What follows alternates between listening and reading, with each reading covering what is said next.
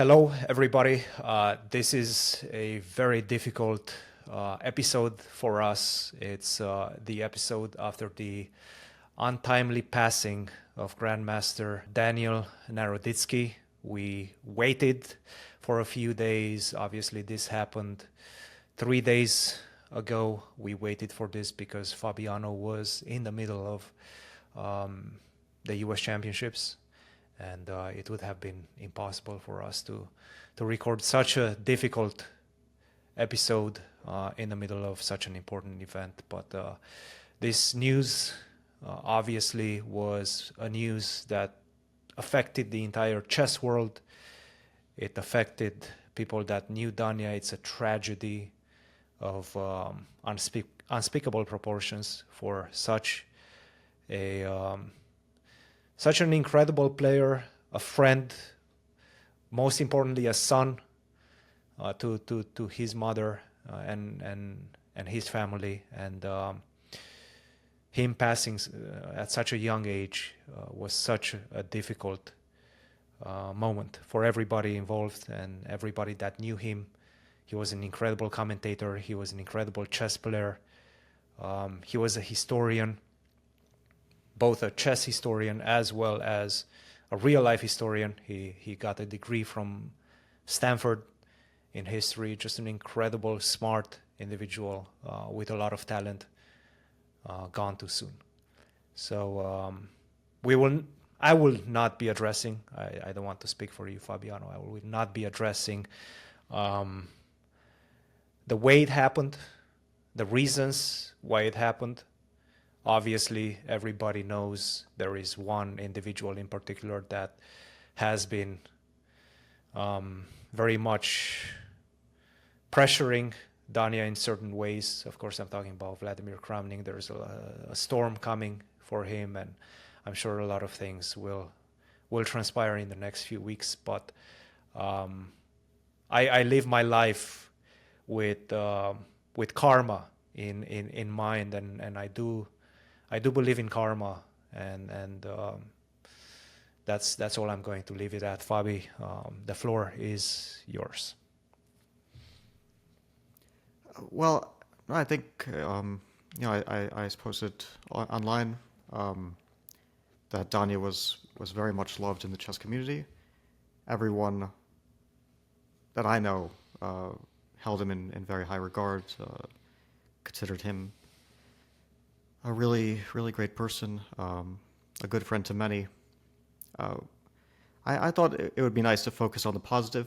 One of the things that I knew about Danya, and I think it was very clear to anyone who saw his commentary, anyone who knew him to basically any degree, who played chess with him, was that he really loved chess. He was very passionate about it. You could easily see that when he talked about chess. He streamed very, very often. Many thousands of people would watch him play Blitz online, would watch him talk about chess, teach chess. He was known as a chess teacher, a very good one. I've seen a few people who are really, really passionate about teaching chess in particular, and I think that he's definitely one of them who really enjoyed giving his knowledge. And obviously he was a very knowledgeable, a very gifted chess player. So I thought it would be nice to look at some of his games, to basically just, honor Danya as a chess player as well as a person. And so I looked through some material. I looked through some of his games, trying to find games that I thought were really nice. Danya was most of all known as a Blitz specialist, of course. He was one of the best Blitz players in the world, especially in time controls without increment. He was absolutely elite in Bullet. He played the Bullet Chess Championship many times. He was basically toe-to-toe with players like Magnus, Hikaru, Alireza. I even rewatched some of the recently rewatched some of the Bullet Chess Championships from previous years, and I thought it was nice that either I would see him playing or I would see him commentating. And sometimes in the same event, he would be doing both. He would be commentating on other matches, and then he would be playing against the guys. Um, I didn't really play him much in Bullet because I obviously wouldn't really stand a chance. We did play a bunch of 3-0, which also was very, very difficult. We did play one over the board Bullet match, which was fun. That was a kind of impromptu thing in Toronto a few years ago. I forget who suggested it, but a bunch of us who were... I think Levy was there. Levy, Perhaps yeah. Nemo was there as well, I think. Yeah, Danny was there, Canty. We would very often gather and play Blitz and do other stuff, sometimes silly. That was one of the ideas to play over the board Bullet. Obviously, it gets a bit messy, a little bit silly. And so I was looking through his games, of course, a lot of Blitz games, but I also wanted to find some really nice classical games because he was a very strong player in all formats, as well as classical. And obviously, one of the games that stands out is when he beat me in the 2021 U.S. Championship. I think it's a pretty well-known game. He beat me with the black pieces in I think they call it like a Neo Steinitz deferred, or I don't know the name of this opening usually, but it was one of the openings that Danya championed for a period of time. I decided we wouldn't look at the game because it's very well known, and also because I will be annotating the game for a chess magazine, and I didn't want to cover the same material multiple times, so I thought I would pick something perhaps a little bit less well known. But I think legitimately one of his best classical games. And then also I found a Blitz game that I liked in a variation that he played many times. I think he was kind of known for this opening variation. So I don't know which one you want to look at first, either the Blitz game or the classical game, but I think both are fun to look at. Let's start with the Blitz game, and probably it's going to be not necessarily more entertaining, but filled with more ups and downs, given that it's a Blitz game, and a lot of things can happen. This was a really good Blitz game, but yeah, Blitz is. By the way, if I look to my side, it's because I'm checking the notes I made in these games. But yeah, the first game is a Blitz game between Danya and his opponent was Kamsky. And this was played in online Title Tuesday. So Danya was playing with the white pieces. I actually found it interesting to look at this game because of the opening as well, because this was in a variation that Danya played, I think, at least 24 times in official games, not to mention, I can't even imagine how many, unofficial online Blitz games he played in it. So it starts with the Rio Lopez. Mm-hmm. And yeah, went for attempting to get a Berlin. He played knight to f6. Danya castled. Knight takes e4. d4. Knight d6. And here it's, the famous Berlin endgame starts with bishop takes c6. But Danya, this would be the Berlin endgame, dc6, and so on. Obviously, we all know what this is. Yes. And Danya played a move which now it's kind of known, it's popular, but it is a relatively modern idea. It's basically to just remove the bishop from b5, move back one square, leaving the tension in the center, so black has to decide what to do with that. You can capture, you can move your pawn, and so on. The idea of the line is that black is behind in development. If you go for an endgame, the development disadvantage becomes less noticeable. But in the middle game, and especially with the knight on d6 kind of being in the way of black's pieces, the development disadvantage and the awkward nature of that knight do allow for a lot of tactics. And especially because black can win a pawn here, so you need to have something as compensation for that. So what white is saying is that after e takes d4, you simply play c3. You don't even take the e file because you don't want to help black's development. Mm-hmm. And then black has to decide. Either you allow white you sacrifice the second pawn, you allow white to develop with tempo in the center, or you allow white to take on d4 and then potentially push d5. And yeah, for example, this kind of thing, get a bit of bit of extra space and also a bit of initiative attacking black's knight and so on. Mm-hmm. So this is a variation which Danya played so many times. And the actually most popular move is not to take the pawn, but to play e4, which is what Gata did. Mm-hmm. which also does hold on to the pawn advantage. But after knight to e5, white gets a few things as compensation. One is that the knight on e5, the only way to get rid of it is if you trade it, then white gets a pawn there in the center. Again, winning time. And if you don't trade it, you just have to tolerate that knight for who knows how long. Obviously a very annoying piece. And white has just very simple development. Black's development is a bit less simple because the knight on d6 is just in the way of everything. Yep. So Gata developed, bishop e7. This is still all very big theory, by the way. Knight c3, castle, rook to e1. And here there are a lot of different approaches for black. One is just hold on to the pawn, f5. And Danya actually has many games in this position, so he developed the theory a bit. There's also a game by Arjun, classical game. He beat Vidit Gujarati. And this is one approach. Black holds onto the pawn, but then, yeah, you give a check. Black's king goes away. Bishop Looks to like f4, for example. You can get very close to checkmate. Yes. You can even threaten checkmate in one. One more move and I get the checkmate. Yeah, exactly. I think Danya himself played bishop to f4, although both moves are playable after king h8. Mm-hmm. So there's some theory which also was developed here. But Gata didn't play this. He played bishop to f6, which is kind of saying, please take on c6. I'll play d takes, and then suddenly my development issues are solved, right? Yeah. Of course, this is not white's idea. So he played bishop to f4. You want to keep that knight in the center. Yeah. The knight stays there, and now Gata tried to remove that knight again with rook to e8. The issue is that after knight takes e4, you actually don't get rid of that knight. If you try to take it, for example, knight e5, there's knight f6 intermediate, and that's just a disaster. If queen f6, maybe bishop e5 even, but yeah, it's just things fall apart, right? White just has initiative and not even a disadvantage of material anymore. Yeah. Which is why Gata took on e4, and now Danya took back. Again, black cannot develop because if d5, there's stuff like knight takes c6, which probably just wins a pawn. It does indeed. Take on take. c7. Yep. So it's still not easy for black to develop. Gata took on e5. I think this might be the best move under the circumstances.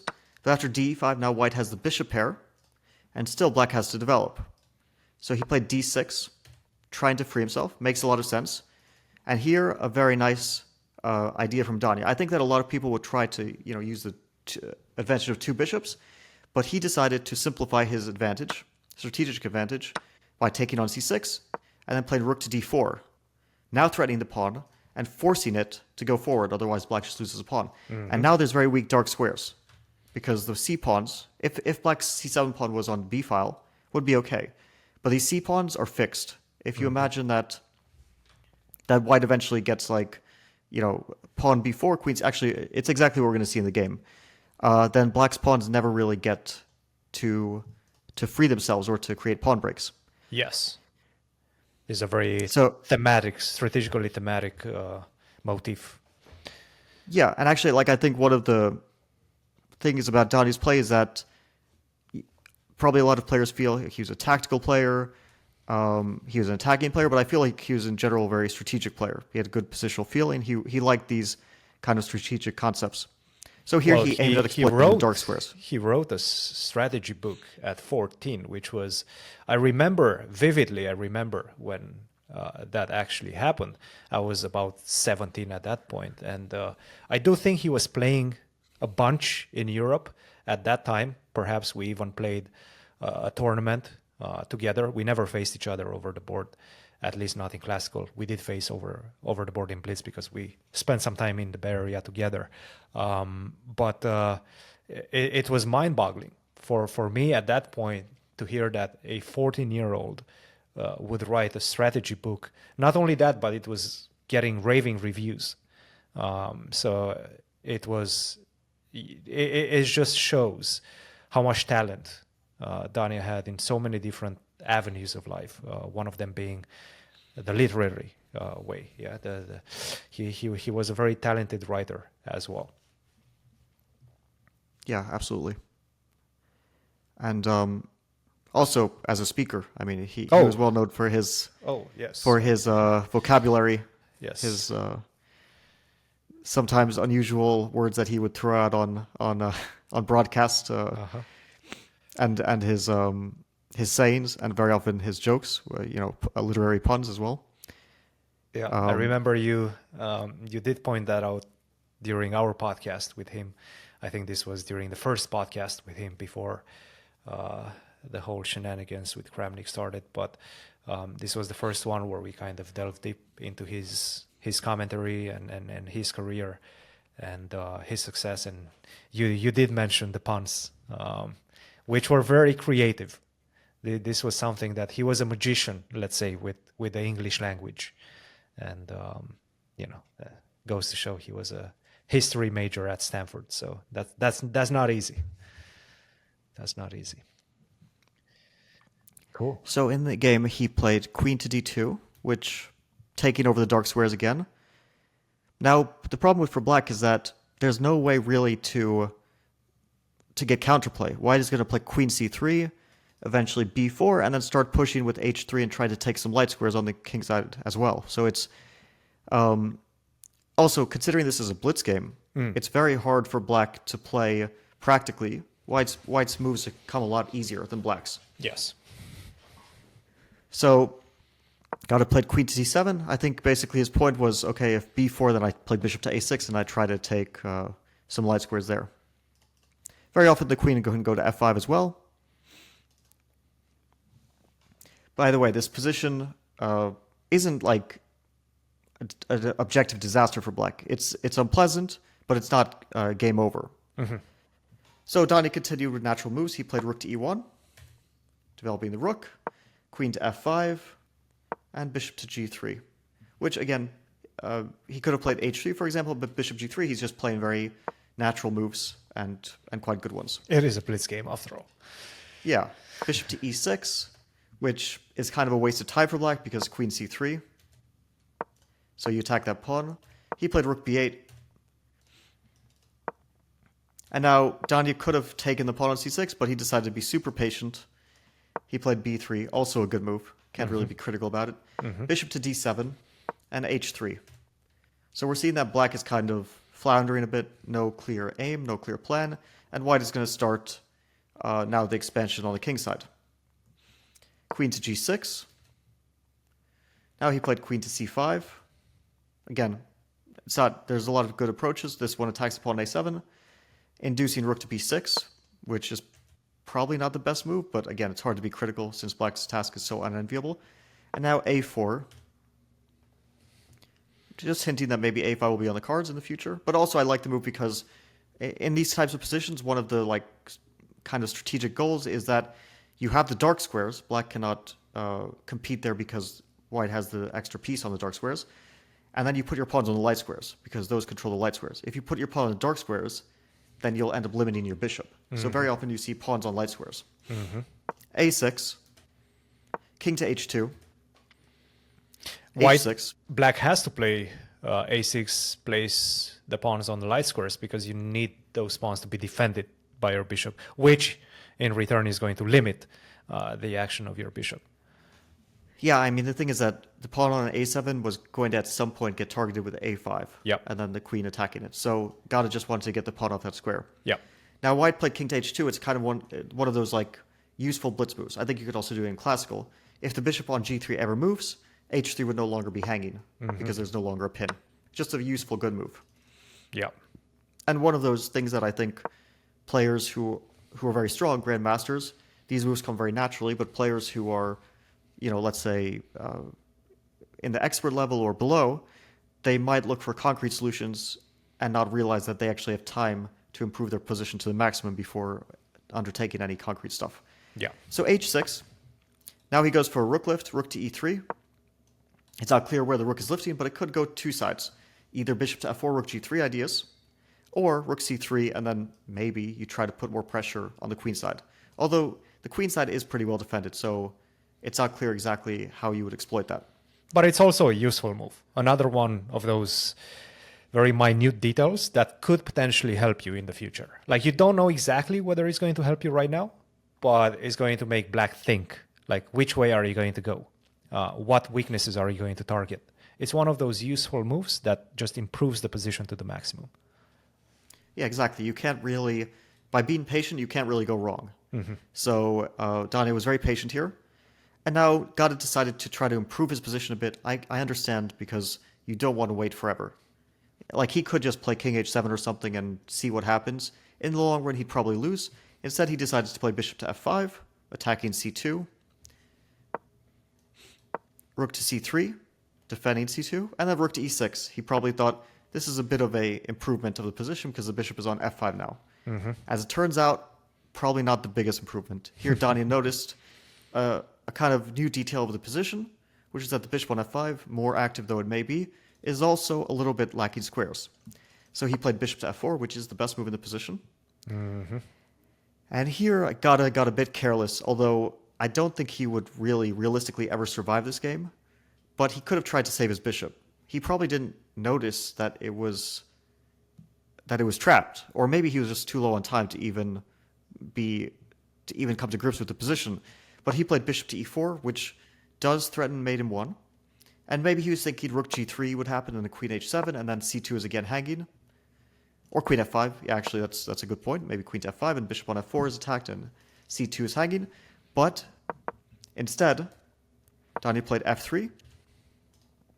Bishop's attacked, he goes back, and now g4. And that's a dead bishop. So the rest of the game was like pretty straightforward. We can go through it, I think, rather quickly.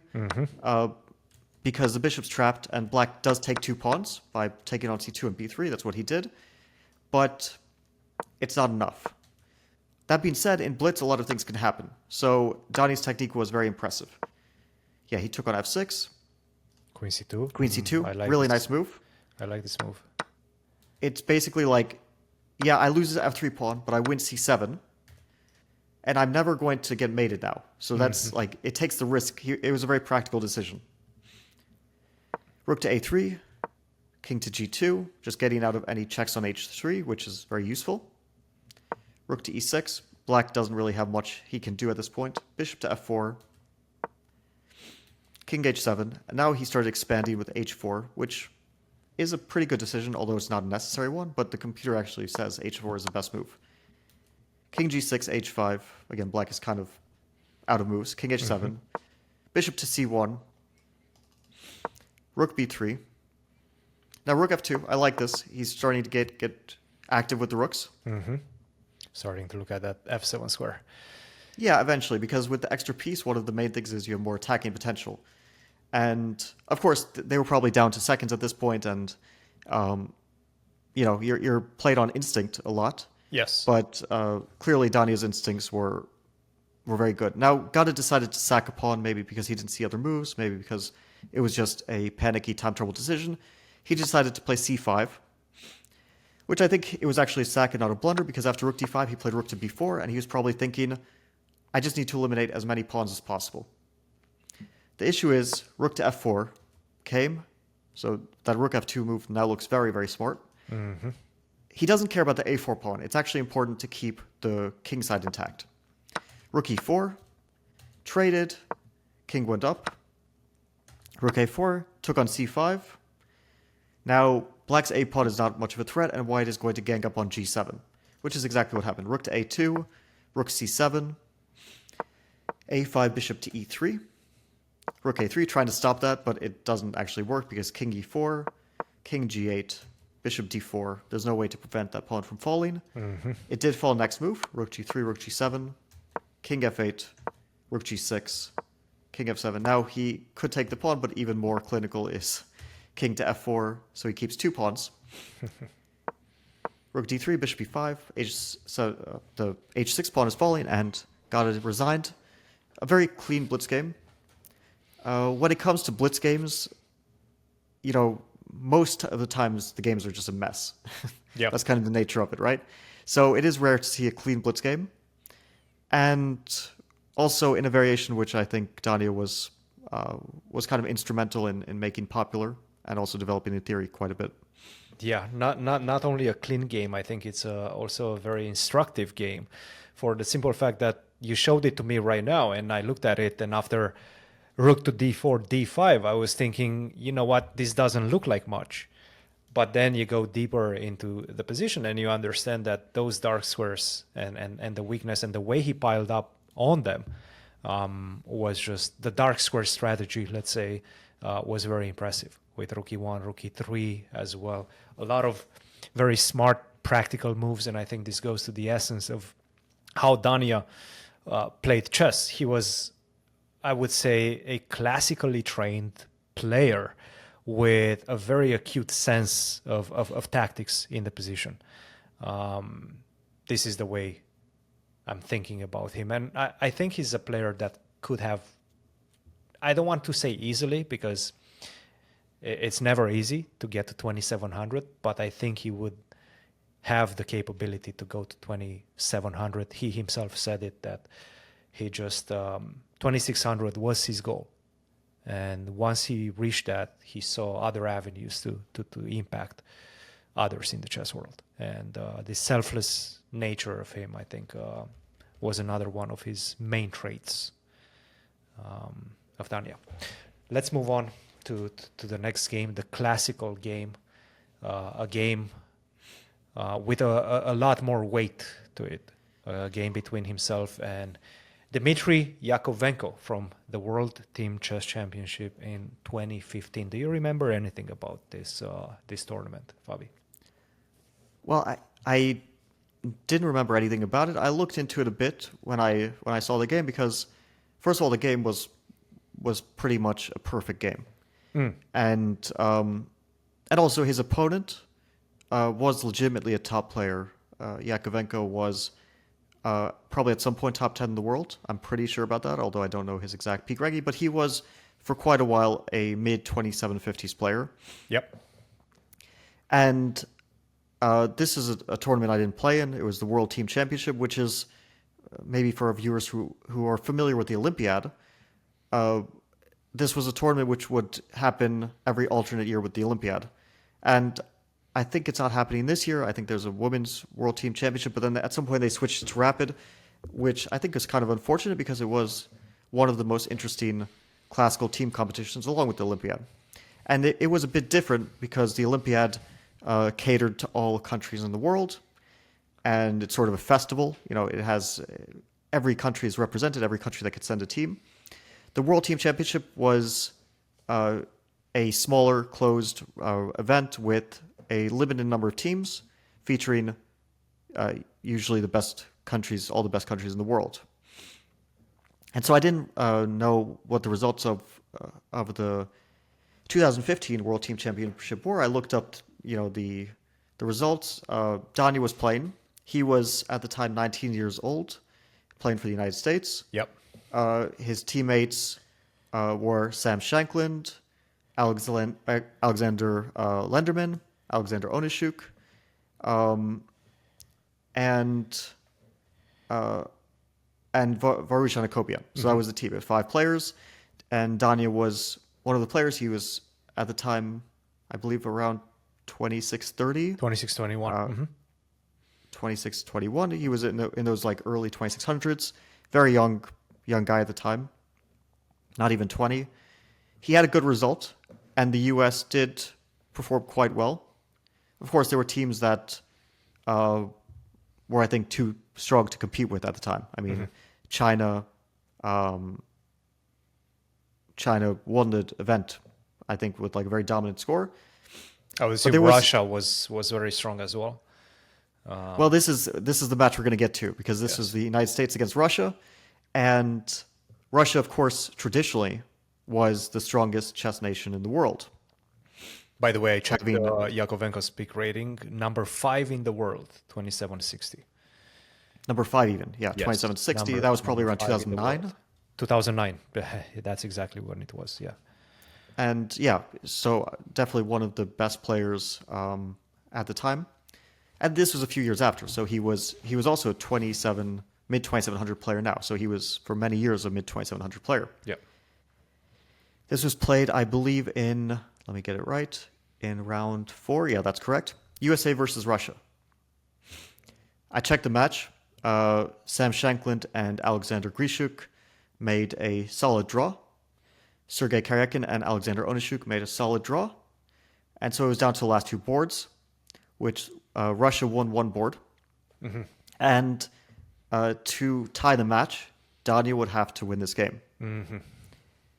And of course, Russia, with a team featuring 4 of the best players in the world, basically there's We're huge almost favorites. no team that can compete with them, right? And they're all their guys were 27-50 or so. Yeah. Or more, right?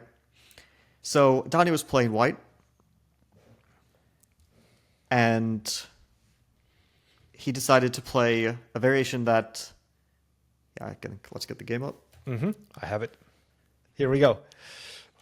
So, yeah, I think I don't know if the time on that we see there is going to be accurate, but maybe it can be interesting to look at it and to guess a bit about, the time trouble phase and so on in the game. Anyway, the game started with e4. Danya decided to play the Italian. These days, obviously, one of the main variations in modern theory. I saw the annotations. Michael Roy's annotated this for ChessBase, and he called it like a quiet sideline, something along those lines, which sounds very funny now. But if you actually remember back to those 10 years ago and the state of theory, nobody played the Italian. Nobody it was played basically, the Italian. It was not considered a serious opening. Yes. These days we know better. These days we know that the Italian is very serious. Yeah. So Black played bishop c5. It's sort of hilarious to think about it like that, right? Because, again, 10 years ago, people would be like, oh, you're going to play the Italian. You're not looking for much out of the opening. Yeah, and you're probably not going to get much out of the opening. No, I remember facing it against Wesley and Vaikanze, and I was kind of embarrassed when I was getting worse. I was like, are you really getting outplayed in the Italian? How is this? This is a shame. Ridiculous, yes. But obviously that's just us being naive back then. So the initial moves are very logical from both sides, so we can kind of go through them quickly. Yeah. It's standard stuff in the Italian. White develops, and black develops, and the rook to e1 is like a small interesting moment when white plays rook to e1. Mm-hmm. You can actually see in the recent US Championship the game between Ray Robson and Levon Aronian. Basically, if black delays moving the d pawn to d6, that means black might move it to d5. So the idea of rook to e1 is basically saying, if you move to d5, then you're opening my rook. You can't actually take or can you take the pawn? Seems like you probably can. Yeah, you probably can. Yeah. Actually, I never even thought about this, but Levon played knight to g4 instead, which is kind of like a sharp variation. Anyway, that's its own story. Yes. But rook e1 is basically saying don't play d5, so it's a very sort of prophylactic move. Yes. That's why Jakovenko played d6, c3, a6, bishop b3. These are standard moves. These days, people try to play like a4, b4, but back then it was normal to play bishop b3 and to try to retreat the bishop because black wants to play knight a5. So you want to get rid of that threat, and this is one of the ways to do that. So bishop to b3. Black also retreats the bishop. It's very normal to do so. Just getting out of the way of d4, potentially. h3, also standard, stopping knight g4, stopping bishop g4, and so on. h6, kind of same idea. Mm-hmm. By the way, all these moves can be played. There are different moves. There's a million possible moves. That's kind of the idea of the Italian, is that you have a lot of flexibility. Yeah. Knight to d2. This is a very standard idea. The knight is going to f1 and then to g3, where it's ideally placed. You'll see this in the Ruy Lopez constantly. You'll see this in the Italian constantly. You'll also see this in many lines of the Sicilian. That white, in like the close Sicilian lines, white eventually tries to get the knight to g3. So black continued development, rook to e8, knight to f1, and trading bishops. It's usually considered good for black to trade pieces because then if you achieve d5, white has less pressure on the center. And that explains Danya's next move. Bishop c2, this is also a standard plan. The idea, it looks a bit weird, like you took all this time, you took 3 moves, you put your bishop in a passive place, but you want to play d4, and you want to use that bishop to reinforce the e4 pawn. Mm-hmm. The other point is that the bishop on e6, sure, it's actively developed, but it doesn't actually do anything. And if black plays d5, which he did, it gets in the way of the rook on e8. Like, it's a bit clumsy. You'd actually rather if black trade those pieces off. Mm-hmm. Another way I always looked at is retreat bishop b3, bishop c2. Maybe you can tell me if that's accurate. Is sometimes after, let's say, you go queen to e2 and then you take, And let's assume black is already doubled on the d file. Very often black would love to exchange the queens and simplify the position with queen to d3, which is not possible right now with the bishop on c2, and it's not going to be possible most likely. So it's anti-simplification, more or less, if that's a word. Yeah, that's true. If you simplify the position, you make it easier for black to equalize, because of course the white is still playing for an advantage, even if perhaps not in the most direct way. White is still trying to play for a positional, bit of a pull. This is kind of the idea. It's not much, but it's a long game. And so yeah, you want to avoid a queen trade, you want to avoid a bishop trade. You're trying to keep all the pieces on the board. Now, I think this is also kind of stylistic for Danya, because for people who know his repertoire, he was a big proponent of the King's Indian. And he played the King's Indian constantly. I saw like a recent comment, like only a few weeks ago. I forget exactly where, but he was talking to someone, he was being interviewed. And he said like, oh, the King's Indian is a great opening for people who are lazy like me, who don't want to know much theory, which obviously was a bit self-deprecating and not, I mean, I think it was a bit unfair to himself, because the King's Indian is an opening that you actually need to work a lot on to play well. And when I was like studying it recently, one of the main study points was Danya's games. Yeah.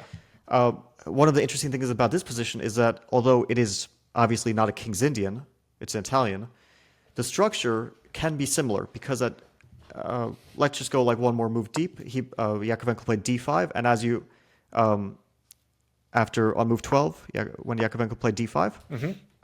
Oh, sorry. And basically modern theory is to take on d5. There's many games. There's like Duda Carlson, there's games of Anish, Wesley, and so on and so forth. Yeah, something like this. Basically, this is the modern approach, but Danya played a move that you had already mentioned, that queen to e2. With the point being, if the center opens, I don't want to trade queens. And this is a very King's Indian approach, because you're basically provoking black to at some point close the center and take space with d4, which, as we know, a very common school of thought is that space is very important, and that is true. Space is important. It gives scope for your pieces. But on the other hand, there is this kind of, let's say, hyper-modern approach, which is that I give a bit of space.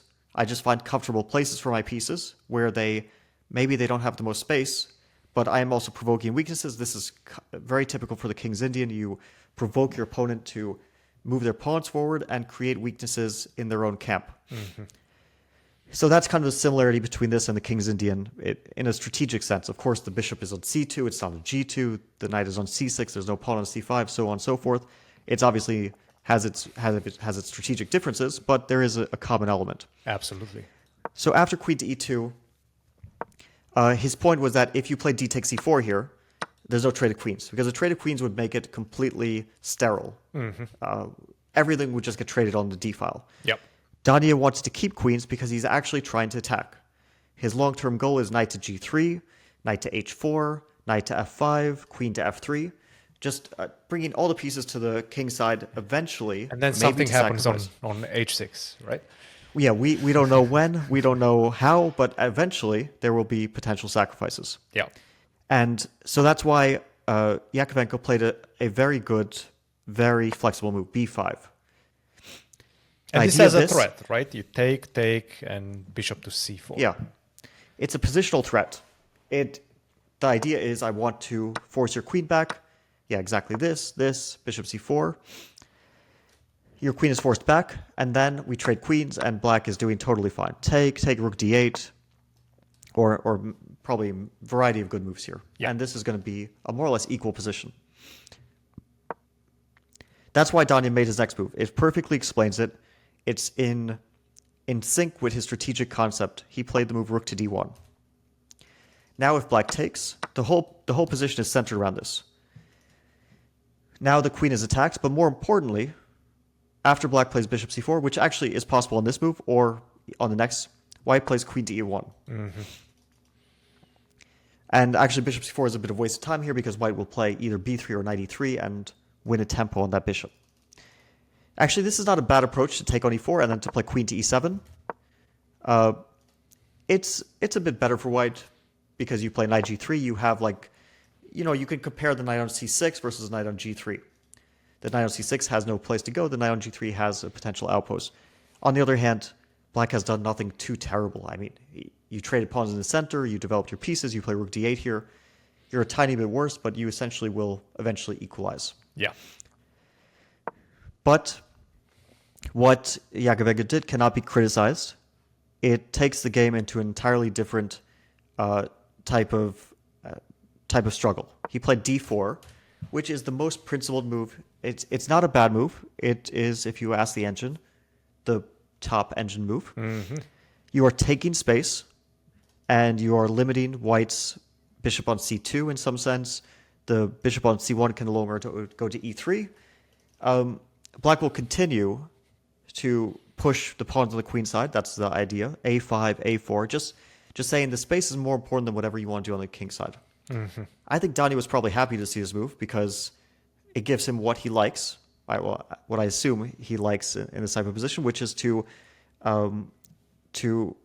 group his pieces on the king side and to kind of attack in a very, very slow and very measured fashion. Mm-hmm. Which explains his next move, of course. Oh, That's all let's good. cut that one out. We'll get back to that. Boom. He played knight to g3, which of course is where the knight wants to be. And Jakovenko continued with his plan, which is at the moment probably the only plan he has, because if you think about his pieces, they can't be improved. The only piece that can really be improved is the knight on c6 going to g6. That would be great. The issue is that e5 is hanging, so you can't actually achieve that in any realistic way. That's why Jakovenko played the move a5. And by the way, there were some like knight d7 moves. I was analyzing the position a bit. Or, sorry, not knight to d7. With the idea being that I stop knight to h4. That's one idea. The other idea is maybe I want to play knight c5 at some point. It's going to be very instructive to see kind of white's response here, I think, which is to play bishop to b3. Mm-hmm. We're also going to see that in the game, that white at this point is quite happy to trade those pieces because before the trade of bishops would help black achieve d5. But now the bishop on c2 has been closed off by d4. So white is very happy to trade those pieces and get access to the f5 square. It's a bit counterintuitive. Like before we took a tempo to avoid the trade, but now the situation has changed. The pawn on d4, it really changes things. And now white is happy to weaken those light squares on the king side. Mm-hmm. I love Instead, Jakovenko played the move a5, which actually has a point that I want to play a4, and I want to do it right now, so that you can no longer play bishop b3. No more bishop b3. Mm-hmm. Yeah, Danya took his final chance to make this move. It's a very important move. He understood the position well. I think he basically understood his strategic plan in this game. It was kind of laid out when he played queen d2, when he played rook to d1, and it's continuing with bishop to b3. If black trades, then white opens a file. So of course Jakovenko did not want that. Instead he played a4, which is forcing the trade on black's terms. Very good move. Then we saw a trade. By the way, black can take with the pawn e6. I found this interesting to analyze a bit from a strategic point of view because on one hand, very anti-positional to double your pawns and weaken the e5 pawn. On the other hand, it does kind of take away white's attacking prospects with knight to f5. It's a bit of a give and take. You get rid of the knight to f5 idea. You limit the one knight on g3. But you do damage your pawn structure. It's a long-term weakness, yes. It's a very long-term weakness. I think probably Danya would continue here with either bishop to d2 or queen c2. The idea being, in both cases, to take the c file and try to pressure that knight on c6. We're going to see that in the game as well. The knight on c6, it can't be moved easily because e5 is weak. Yeah. And it's also vulnerable because it's on an open file with the pawn on b5. So that means it's a long-term vulnerability. Doesn't have an outpost on c6. Yeah. In the game after rook e6, Danya played knight to f5. I think he could have played this position in various ways. Knight to f5 is not a mistake. But there were some subtle options like bishop to d2, for example, trying to take the c file, which was very interesting, or even queen c2. There were some different options which I think could have potentially also pressured black. Mm-hmm. But knight f5 is a fine move, and it's also a very logical one.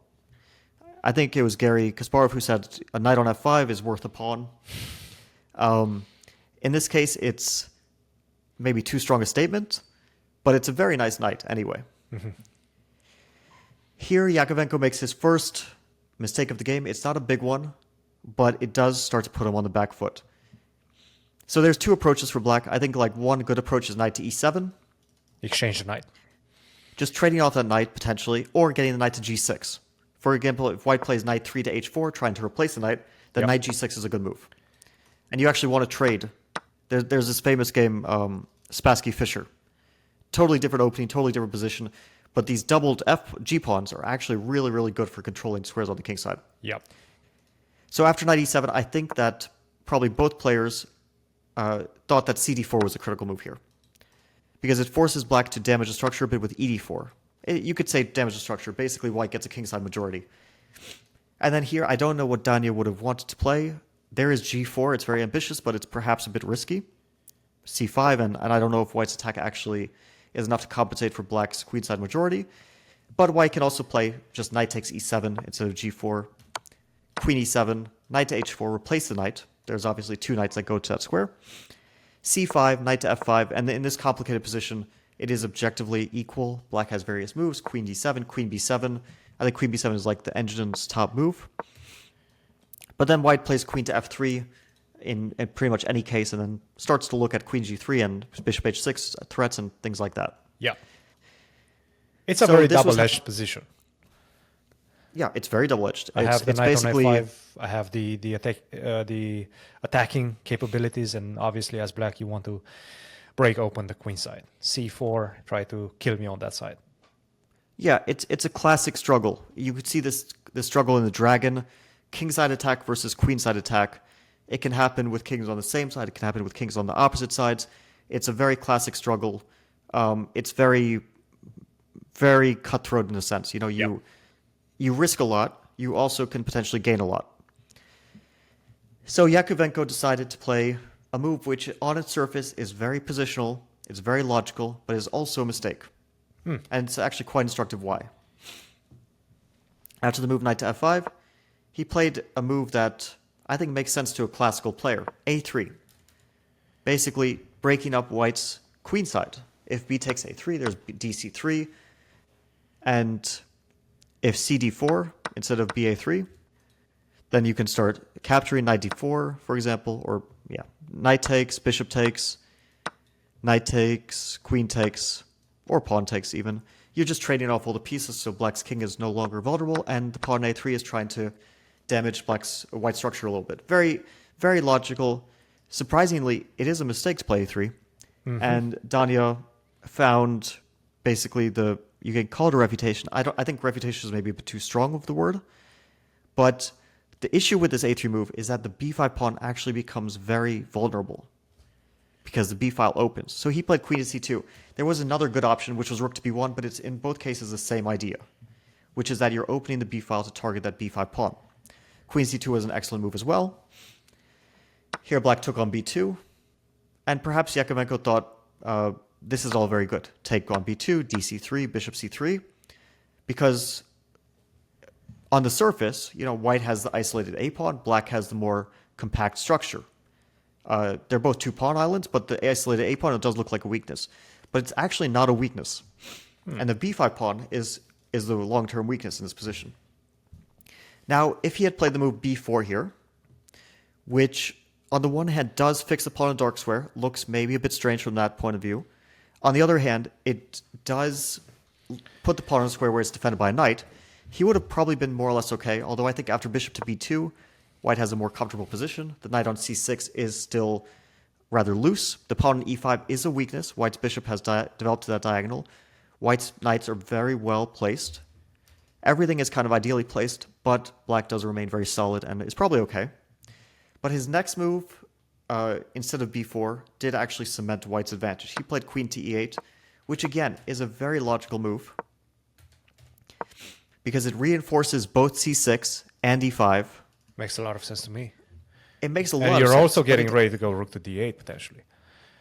Yeah, it's a move which I think if you play in a blitz game, it's the first move that comes to mind, and you would probably be very surprised to find out it's actually a mistake, and the mistake is kind of underlined by Danya's next two moves.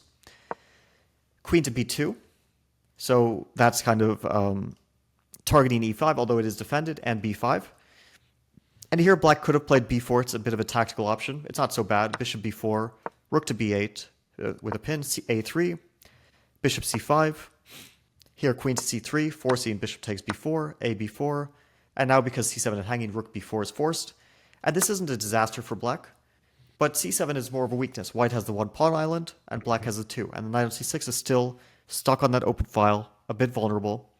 White can play, for example, I think a strong engine was showing a very quiet move, g3, followed by king g2. This kind of just small improving moves because you can't kill black on the spot. Yeah. But you can slowly improve your position and put pressure on black long term. It's not an easy position for black. I'm probably going to triple down on the c file. At some point, you're going to have to make a decision.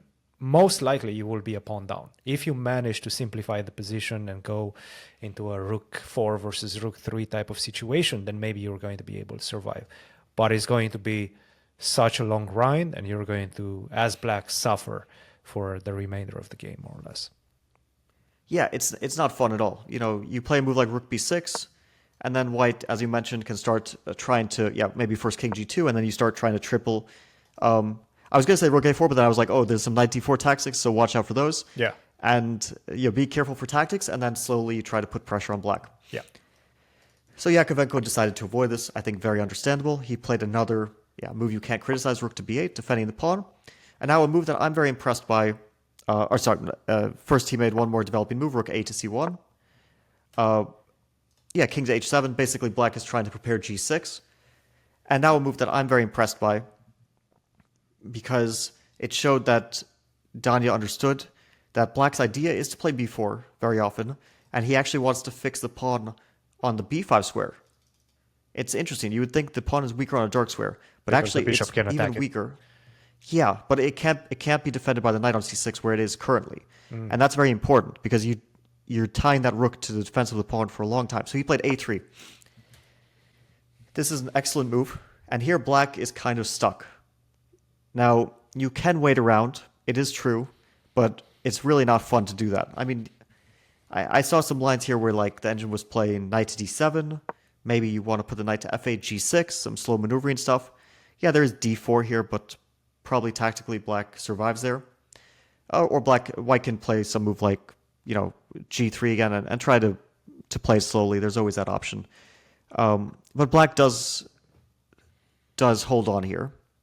But it's really hard to just sit and wait. So that's why Jakovenko followed up with his previous move. It's kind of a combination of moves. King to h7. It defended h6, so he can play g6. Which is objectively not a great move, but it's really, really tempting to kick that knight away from f5. I would play it in a second. I mean, go king h7, I want to follow it up with g6. Yeah, I think it's one of those things where like we can't be critical of a single one of Jakovenko's moves objective. I mean, they're just all so natural. Yep. But the position gets worse and worse with every passing move. Now, knight to e3. I think the main issue with g6 is that although it doesn't manifest itself very soon, long term, your king is actually weak. The bishop on c3 is on dark squares and it's aiming at the king side. And now the knight on f6 is a bit more vulnerable. There is also the tactical detail that white is actually threatening knight d5 here. And that knight is really, really hard to tolerate on d5. But you also can't stop it from getting there because if you play rook d8, there's queen b5.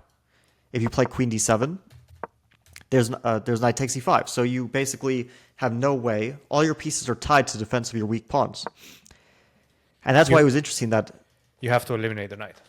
That's what he did, which the issue with that is that now you have no dark square bishop.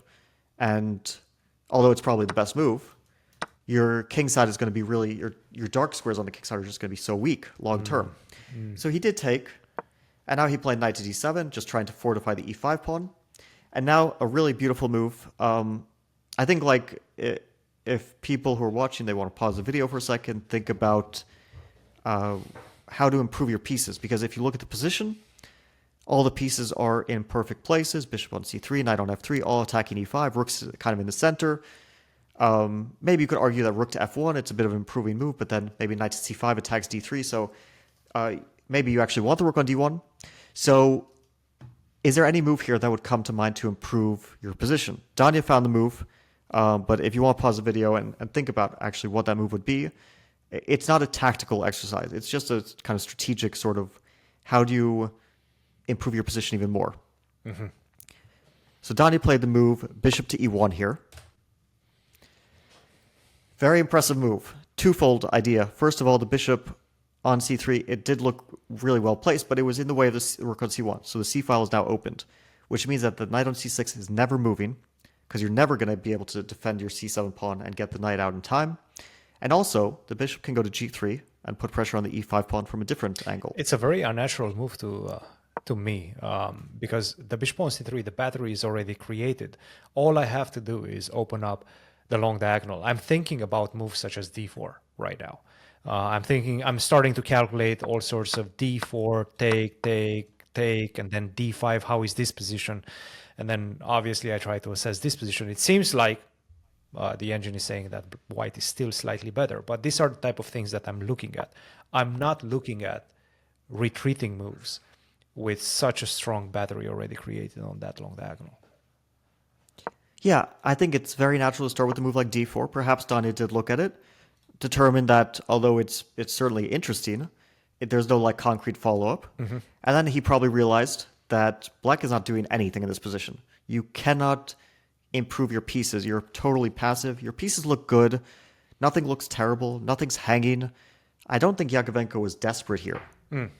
But it's actually like a borderline losing position, because in the long term, you can't improve your pieces, and white can. And e5 is too weak, c7 is too weak, the knight on c6. If that knight were in this position on d6, for example, I think it might not be so bad. But it's very often the problem of the worst placed piece. If you can't improve it, you end up with a miserable position. So bishop to e1, great move. Here Jakovenko played rook to b6, which is a fine move, basically just fortifying c6. Again, all his moves are very natural, nothing to criticize, but his position keeps getting worse. Bishop to g3. Here he decided to break out. I actually think he probably had to, because you can't move the knight from c6. You can't move your knight from d7. I mean, it just has nowhere else to go. Although e5 is not hanging, but if you move the knight, like, let's just say you play knight to f6. It's not like e5 is falling, but I'm going to play rook c5, knight d7, and rook b5. And there you lost a pawn. So you can't move that knight. He decided to get rid of one weakness. Very logical, b4. It's probably also the best move. And here, another move that I really like from Danya. I think it's the best move in the position. Well, my engine says it is, so I trust my friend here. I think it also is a move that is very natural, but some people would not want to allow some imbalance. They would think, oh, I have a nice strategic advantage. Let's just allow rook f1, allow the trade on a3, and so on and so forth. But very ambitious move that Danya played, a4. Definitely the best move in the position, because allowing this b pawn to just survive like this. Now that's a passed pawn, right? It can definitely feel threatening. Well, yeah, you can, for example, play b3, but the pawn isn't moving any further. And then I have a variety of moves, like rook c3 is a good move here, very good move. I can also play rook f1, that's also very typical. Yeah, the problem is knight a5, rook c7, right? You're losing pawns. Yes. You're kind of tied up, like c7 is too weak, e5 is too weak, f7 is a weakness. You could also play rook to f1 and kind of slowly target that pawn. That's very often an idea in these positions. And the main point, like, this is, I think, a difficult, if we go back to a4, probably going to be a difficult moment for many people if they face this decision in the game. Do I allow the kind of mutual pass pawns, or do I simplify the position and just say I have a strategic advantage, so I don't need to create more imbalances? I think one of the things that to me would stick out is this is a position where you kind of want to divide black's forces, because if you distract black on the queen side, you'll be able to attack black on the king side. If you play, for example, if black plays knight a5 to try to handle that a4 pawn, then rook c7 comes. You might be able to handle the queen side, but then the king side becomes weak and white is attacking there. And this position especially, I think the kind of advantage of the bishop makes itself felt. The bishop is very good at handling both sides of the board. Knights can struggle with that. We will actually see that a bit later in this game. It is a sort of general rule, which I think I wouldn't always like abide by it 100%. But in this position, it is true, and very often it is a kind of a helpful guide that bishop and pass pawn, wide open position, these things kind of go together. Jakovenko played rook to a6, which is a fine move, very logical, taking care of the a4 pawn. Here, actually, the moment was ripe for Danya to strike in the center with d4, and that is a winning move. It is also a bit weird because black takes and then plays rook e4, and then here, like, really, really strong is not d5, but queen to b3. That's a weird move. Yeah, it's like, okay, targeting f7, immediately. but also threatening queen c4. Ooh, That's one of the points. That's the big one. And then black, like if the rook moves to b6, then bishop c7 happens. So you're kind of getting, like once the position opens, your pieces just find themselves attacked and vulnerable, and it might not look like dead loss, but it's actually like Strong Engine says plus 2 point something, 2.2. Yeah. Just tactically, things start to fall apart. But I like Danya's move too. It was similar. He played queen to b3. Actually, the point, I think, was illustrated by the following line. If black plays knight to b6 here, which was kind of an idea, like, okay, attacking a4. Now d4 is completely crushing. e4, e4. So d5 is threatened. So what happens after rook takes e4? Right. Rook c6. Ooh. Queen to f7. That was the point of queen b3. King to h8, and now a variety of things win. Bishop b5, knight e5, take your pick. Everything gets kind of crashes through. Yeah. Because g6 is falling. Game so over. after queen b3, basically black is lost. He can maybe fight on with a move like queen to e7. I mean, it is really bad, but of course you can always put resistance. I mean, if you played an engine here, it would be really tough to win. Maybe, well, probably nobody would beat an engine here. But for a human, humans are not engines, that's yeah, for sure. It's just a disaster. So he played rook to b6. I think his idea was, okay, the queen's on b3 now. Let's get knight a5 in somehow. Yep. The issue with that is that actually knight a5 doesn't really help black because there's always queen d5 attacking the knight. So Danya played d4. Deadly. Now it's basically like lost, but if you play rook e7 here, maybe you fight on. Like you don't lose tactically. You kind of lose slowly. Rook to f1, for example, is very strong. And if knight a5, there's queen to a5, queen to d5, so you never free yourself. You can't solve your problems tactically. Yeah. But if you're an engine, you can hold on move by move, try not to lose on the spot, and maybe eventually survive. It's a depressing position, I have to say. If Yeah. rook e7 is the only move that stays in the game, that allows you to stay in the game, it's such a depressing position. And stay in the game is even generous because you stay in the game for the moment. I mean, still it's like a plus 2 point something advantage if we go with a very strong engine. Yeah. Jakovenko took. I mean, we kind of see, like, I don't know if the times are accurate on the side, but we see, like, they were both getting into time trouble. Still, I think 15 minutes for Danya was a very comfortable buffer. I would not feel too panicky with 15 minutes in this position. But, you know, it can start to get in your head a bit that, oh, I'm approaching time trouble. So knight to a5. If rook e4, there was bishop c7. And just to show a few, like, variations where black starts to fall apart, rook a6, queen to d3, and what do? For example, knight c to b8, trying to like hold on to the pieces. Now I can play bishop. I think among other things, bishop e5 wins the rook on e4, and obviously black's pieces are scattered and things just fall apart. Such an ugly position. Yeah. So I think that's actually an amazing example of scattered pieces. Yeah, the knight on b8, the queen, the rook on e4, the rook on a6, and look how compact white's pieces are. Everything is close to each other. Everything has a purpose in the position compared to black pieces, which are just trying to stay afloat, just trying to defend, and chess cannot be played like that. You're going to lose. It's one of those positions where tactically things work out and you kind of feel like they will. Yeah. But it's not like only one tactic. It's kind of like there's this way, there's that way. Just things are not going to work out for black. White has usually a variety of options that are good. Yeah. So after e takes d4, he played knight to a5, attacking the queen. I think like queen d3 was the cleanest, but to be honest, I like Danya's move a lot after knight to a5. It's the most forcing queen d5 here. forcing c5. Just basically, I think Jakovenko saw this idea that dc5, knight f6, and tactically, there's some there's some stuff with the queen. I don't lose on the spot. It's practical. Knight on a5. It's practical. Yeah. Yes. It's good. They were also a bit low on time. Actually, the funny thing is that here white can sack the queen. cb6. I doubt that Danya even considered this. I don't know who would. Rook b6, ed5, rook b6, and then d6. It's like you lost your passed pawn, but now you have another one. And this passed pawn is actually going to cost black a knight, but then there's this passed b4 pawn, so from a practical point of view, a little bit scary and a very responsible decision. I would probably not go for this. Danya chose the most practical decision instead.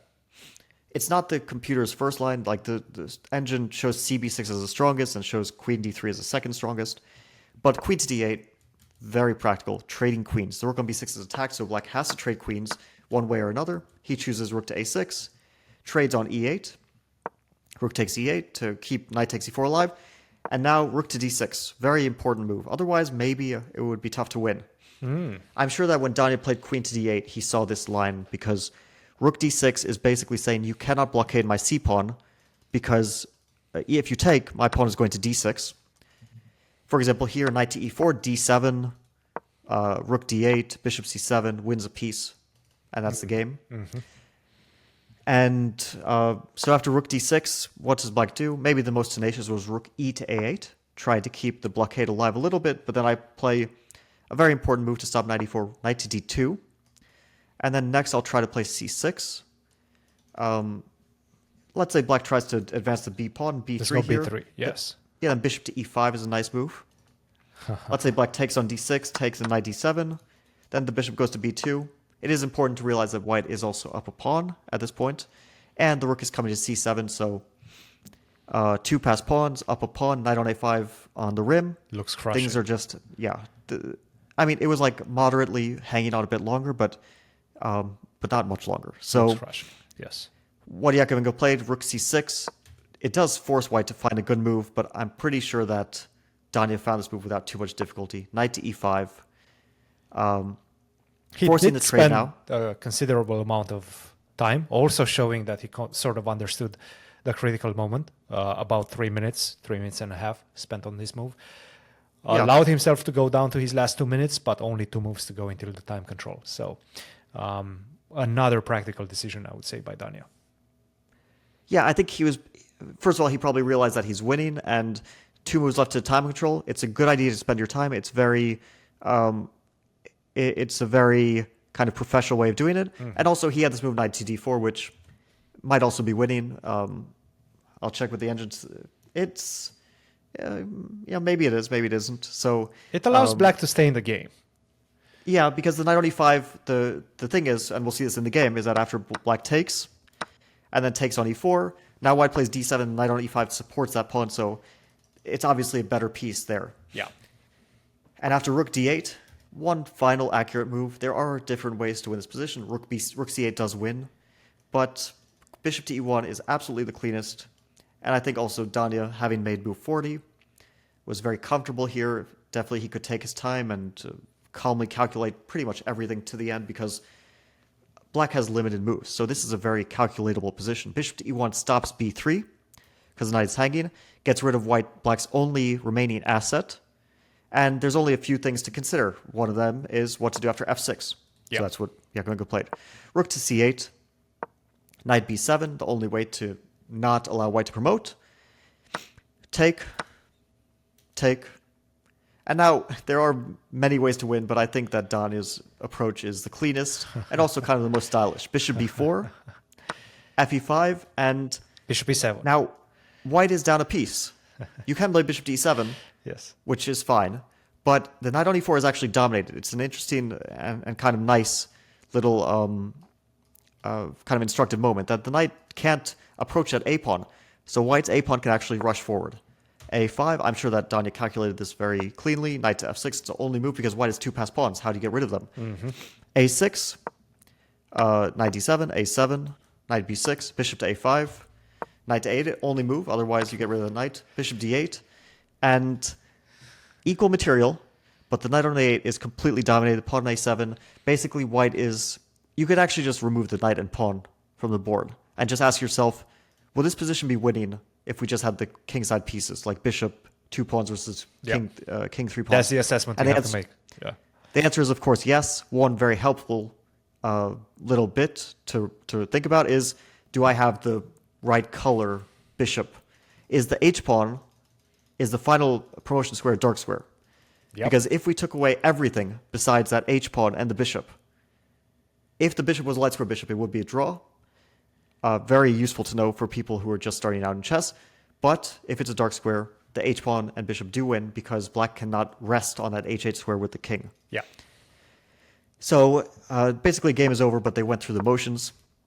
They both brought their kings to the center.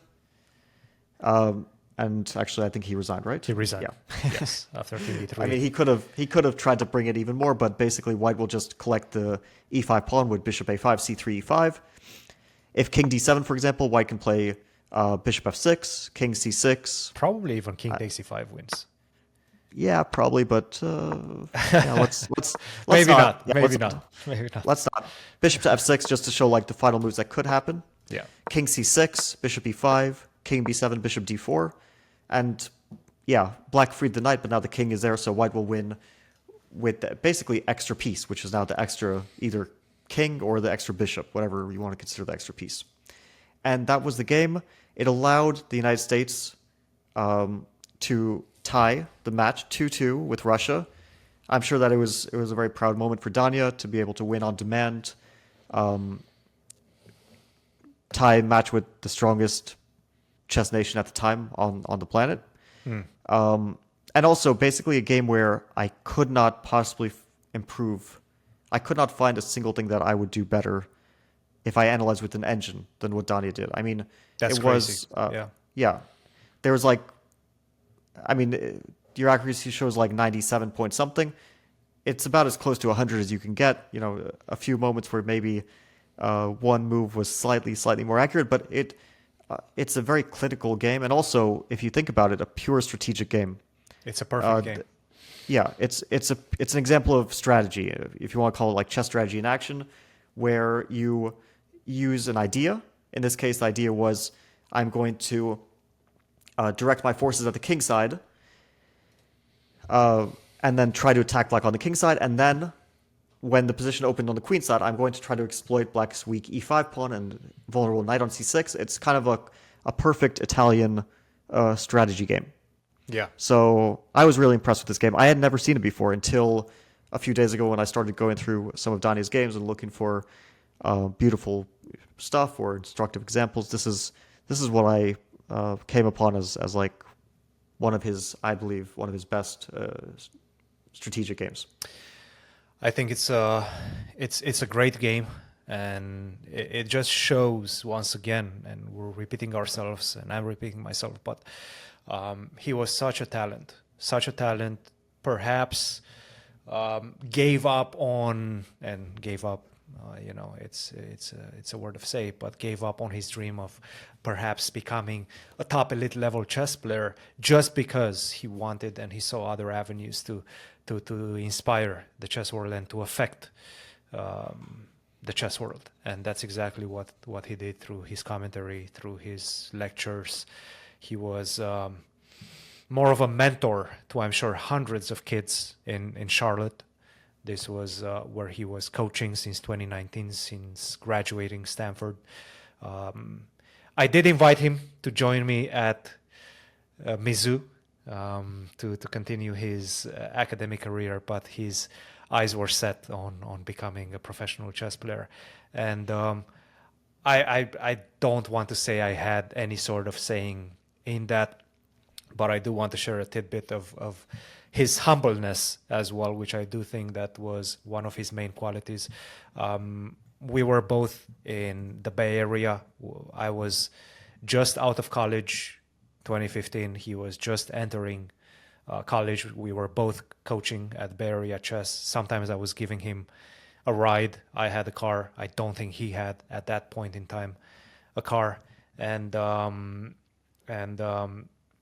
he said that he was somewhat looking up to me, probably just because of the fact that I chose to continue as a chess professional and not use my degree. And you could see that his eyes were set on becoming a chess professional as well. This was his passion. And you know, me, I was at 2500. He was already much stronger than I was. He was already a better communicator and a better coach, I would say, than I was. But he was saying that he was looking up to me just because I made that decision to become a chess professional and not pursue, let's say, an academic approach. It just shows his humbleness. It just shows his passion for chess. I just wanted to share that tidbit with our audience. Bobby? Yeah, I remember this. Yes. Well, just like a final moment. I don't know how many people who are watching have seen this, but perhaps some of your viewers have. But one of my favorite kind of chess moments was watching Danya and Robert Hess play. They were good friends. They played the team chess battle, and they were playing Hikaru and Levi Rosman, Gotham Chess, as many people know him. One of the most kind of intense games. Obviously, team chess is a bit different. It's kind of a fun thing, but Danya was putting his heart into it. You could see how intense he was getting on the broadcast. That's also how I knew him as a chess player very often, like putting a lot of intensity, passion into his games. For people who want to watch, a good example of Danya putting his heart and soul into the game, I think that's a nice one. That's a really fun one. I was watching it live. It was very. I remember that very vividly. yeah, very enjoyable. Yes. I think we were chatting about it in the heat of the moment, but yeah. Yeah, because we had to play them, right? We were also playing the competition, but that was a really enjoyable moment. I just wanted to mention that one. Yeah. Fabi, once again, thank you very much for sharing your knowledge with us, and hope you guys enjoyed it. Rest in peace, Danya, and yeah, we'll see you in the next episode. Cheers.